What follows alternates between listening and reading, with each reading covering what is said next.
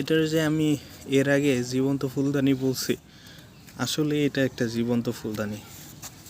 এই দেখেন আমাদের অ্যাডিনিয়ামের কর্টেক্সটা, আর এত পরিমাণ ফুল হয়েছে এটা বলার মতো না।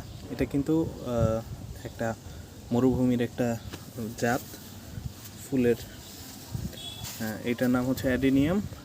এটা মূলত জন্মগতই বনসাই, যার কারণে শৌখিন বাগানিরা এই গাছটা তারা হচ্ছে ছাদে লাগায়। এটা মূলত এই যে কর্টেক্সটা, মানে মূলের যে উপরের অংশটা, এইটা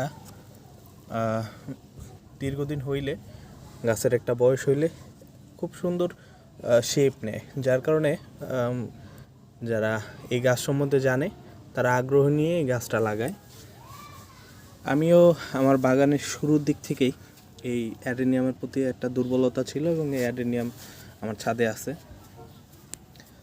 তো এই হচ্ছে ফুল, দেখেন এটা সিঙ্গেল প্যাটার্নের একটা অ্যাডেনিয়াম, কি পরিমাণ ফুল ধরছে।